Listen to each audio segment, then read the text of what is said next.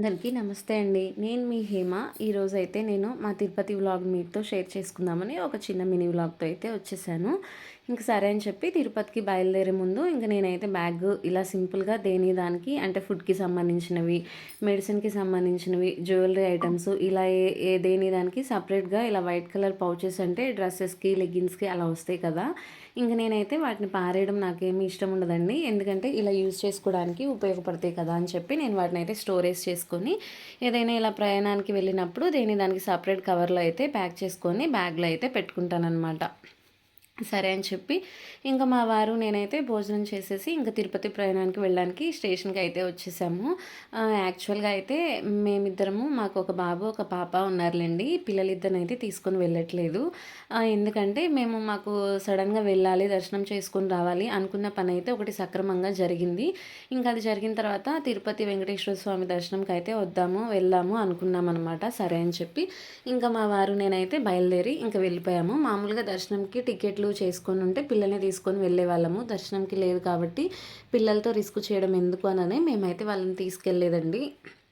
ట్రైన్‌కి మాత్రం తత్కాల్‌లో నార్మల్ దాంట్లో అయితే రాలేదు. టికెట్స్ లేవు. అందుకని ఏసీ బోగీలో అయితే బుక్ చేశారనమాట. సరే అని చెప్పి మేము వెళ్ళాల్సిన ట్రైన్ కూడా వచ్చేసింది.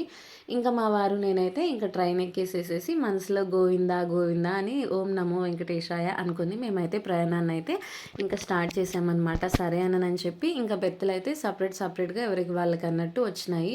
నాకేమో మిడిల్‌లో వచ్చింది. మా వారికేమో పైనయితే వచ్చిందనమాట. సరే అనని చెప్పి ఇంక వెళ్తూ నేనేంటంటే ఇయర్ బడ్సే వాడుకుంటాను. మా వారైతే నెక్ బ్యాండ్ అయితే యూజ్ చేసుకుంటారనమాట.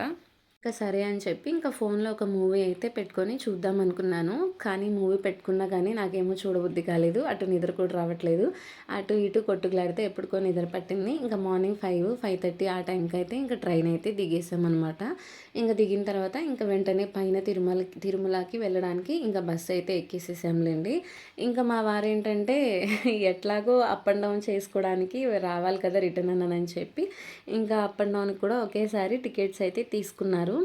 ఇంకా ఈవినింగ్ కూడా 6:30 ట్రైన్‌కైతే బుక్ చేసేసారు టికెట్స్. కానీ ఆ రోజు దిగిన జనాన్ని చూస్తే నాకైతే మాత్రం ఎందుకో ద దర్శనం చాలా లేట్ అయిద్దేమో అనిపించేసింది. సరేలే అయితే వెళ్దాము లేదంటే క్యాన్సిల్ చేసుకుందాం అనుకుని ఇంక మేమైతే బయలుదేరామనమాట. ఇంక సరే అని చెప్పి ఇంక వెళ్ళే దారిలో వెంకటేశ్వర స్వామి ముఖ రూపం అయితే కనిపిస్తుంది కదండీ! ఇంకా అదే మీకు కూడా చూపిద్దాము అనని చెప్పి నేనైతే వీడియో క్లిప్పింగ్ అయితే తీశాను.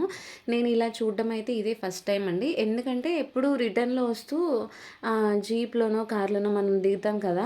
బస్సులో వచ్చేటప్పుడైనా నిలువు ఆకారంలో కనిపిస్తది. అలా అయితే చూశాను. ఇలా ముఖము వెడల్పుగా ఉన్న ఆకారం అయితే ఇప్పుడే చూస్తున్నాను. అంటే ఎప్పుడన్నా వెళ్ళినా జీప్‌లో వెళ్ళిపోతాంలెండి. ఇవాళ ఫస్ట్ టైం బస్ ఎక్కేటప్పటికో ఏమో ఇంకా అంటే బ్రిడ్జి పైనుంచి తీసుకువెళ్ళడం వల్లనో ఏమో నాకైతే ఈరోజైతే ఇలా చూసే అదృష్టం కూడా దొరికిందనమాట. సరే అనని చెప్పి ఇంకా దాటిన తర్వాత ఇప్పుడు టోల్ గేట్ ఒకటిలాగా వస్తది కదండీ మనకి. చూస్తున్నారు కదా బ్యాక్ సైడు. ఇంక అక్కడైతే బ్యాగులవన్నీ చెకింగ్ చేయించుకొని మనం బస్ ఎక్కేస్తాం కదా! సరే అని చెప్పి అక్కడ బ్యాగులన్నీ చెకింగ్ చేయించుకోవడం అయిపోయిన తర్వాత ఇంకా బస్ అయితే బయలుదేరింది. వాతావరణం అయితే చాలా చల్లగా క్లైమేట్ అంతా చాలా కూల్‌గా ఉందనమాట. అసలు తిరుపతి, తిరుమల అంటే ఎప్పుడూ చాలా కూల్‌గానే ఉంటది. అది కాకుండా ఇప్పుడు వర్షాకాలం టైం కాబట్టి ఇంకా మరింత చల్లగా ఉందనమాట. చూస్తున్నారు కదండీ! ప్రకృతి అసలు ఎంత అందంగా ఉందో మేఘాలైతే అలా కిందకి జారినట్టుగా వచ్చేస్తాయి. అది నేనైతే ఆ క్లిప్పింగ్ మీకు కూడా చూపిద్దామని ఒక చిన్న క్లిప్పింగ్ అయితే తీసి యాడ్ చేశాననమాట. ఇంక సరే అని తిరుమలకి పైన కొండపైకి అయితే వెళ్ళిపోయాము. ఇంక వెళ్ళగానే వెంటనే ఇలా వేడి వేడిగా టీ అయితే తాగాము. అంటే అక్కడ పక్కన ట్యాప్స్ ఉంటాయి కదండీ! బ్రష్ చేసేసాము. రూమ్స్ ఏం తీసుకోలేదు. లాకర్ అయితే తీసుకున్నామనమాట. సరే అనని చెప్పి ఇంక టీ తాగేసి మా వారైతే తలనీలాలు ఇస్తా అన్నారు. ఇంకా ఆయన టోకెన్ తీసేసుకొని నేనైతే 3 కత్తెరలు ఇచ్చేసి మేమైతే అక్కడ రెడీ అయిపోయి ఇంక ఇలా గోవిందనామాలు అయితే పెట్టించుకొని దర్శనానికైతే బయలుదేరి వెళ్ళాంలెండి. దర్శనం అయితే మాకు చాలా సేపు పట్టింది. మార్నింగ్ ఏంటంటే మేము 9:30 ఆ టైంకి టిఫిన్ చేసి బయలుదేరి వెళ్తే మాకు ఈ నైటు 10కి అయితే వదిలారు. నెక్స్ట్ డే మార్నింగ్ 5కి వదులుతారని రాసింది కానీ 10కి అయితే వదిలారు. 12:30కి అయితే వదిలేసేసేసారులెండి. సరే అని చెప్పి ఇంక ఇక్కడైతే మీకు వెళ్ళే దారిలో ఇంక మేమైతే ఇలా టిఫిన్ అయితే చేసేసి ఇంకా మళ్ళీ ఉంటుంది కదా, ఇంకా అక్కడ వెంకటేశ్వర స్వామిది థీమ్‌తో ఒకటి అయితే ఉంటదనమాట. ఇంక మనం వెళ్ళే ముందు ఇంకా అక్కడైతే ఆగి ఫోటోస్ అయి తీసుకున్నాము. సన్నగా వర్షం జల్లు కూడా స్టార్ట్ అయిందిలెండి ఇక్కడ. ఆ దేవుడి దయ వల్ల వర్షం అయితే పడలేదులెండి. సరే అని చెప్పి మేమైతే ఇక్కడ షాపింగ్ అయితే ఏం చేయలేదు. రిటర్న్ వస్తూ ఏదైనా షాపింగ్ చేసుకుందాం అనుకున్నాను గానీ షాపింగ్ కూడా అవ్వలేదు. ఆ దర్శనంలోనే టైం అంతా సరిపోయింది. 21 కంపార్ట్మెంట్ అయితే వచ్చింది మాది. అబ్బో! ఇంక 21 కంపార్ట్మెంట్ అంటే ఇంకా తెలుసు కదండీ ఎంతసేపు పట్టిద్దో. కానీ అంత రిస్క్ చేసి ఎంత ఓపిక అయిపోయినట్టు అయిపోయినా గానీ చాలా దూరం అయితే నడిచామండి బాబు. మామూలుగా నడవలేదు. పడిన బాధ, ఏదైనా ఇబ్బంది అనిపించినా గానీ, మనం నడిచిన కష్టము అదంతా ఆ స్వామివారి దగ్గరికి సన్నిధానానికి వెళ్ళిన తర్వాత అసలు ఎటుపోయిందో నాకైతే తెలీదండి బాబు. ఎప్పుడూ అలాగే ఉంటది. ఎప్పుడు అంటే ఆ 300 రూపీస్‌ది గానీ, 500ది గానీ, లేదంటే కళ్యాణం టోకెన్స్ కానీ చేయించుకొని వెళ్తాము. ఇంక ఇలా ఫ్రీగా అయితే వెళ్ళలేదు. అంతకుముందు కరోనా టైం అప్పుడు ఫ్రీ దర్శనంకి వెళ్ళాము. అప్పుడేంటంటే జనం చాలా తక్కువున్నారు. అసలు నెట్టట్లేదు. ఎంతసేపు కావాలంటే అంతసేపు బాగా చూసుకోవడం జరుగుతుంది దర్శనంకి అని చెప్పేటప్పటికి, ఇంకా మేము అప్పుడు కరోనా టైంలో 2 టైమ్స్ అయితే వెళ్ళొచ్చాము. అప్పుడు కూడా దర్శనం చాలా జరిగింది. అసలు నెట్టుకోవడం అయితే లేదండి. ఇంకా అంటే డిస్టెన్స్ మెయింటైన్ చేస్తారు కదా! ఎంతసేపు కావాలంటే అంతసేపు అన్నట్టు చూడొచ్చనమాట. జనం కూడా చాలా తక్కువే ఉన్నారు. సరేనని చెప్పి అప్పుడు వెళ్ళొచ్చాము. దాని తర్వాత ఇయర్లీ కంపల్సరీ ఫ్యామిలీతో 1 టైమ్ వెళ్తాము. ఇంకా మా వారైతే 2 టైమ్స్ అలా వెళ్ళొస్తూ ఉంటారనమాట.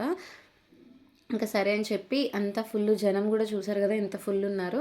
అంత హడావుడిగా ఉన్న దర్శనం దగ్గర అయితే మాకు అసలు ఇబ్బంది లేదండి. అది మాత్రం చాలా అదృష్టం అనిపించింది. అక్కడ కూడా నెట్టలేదనమాట.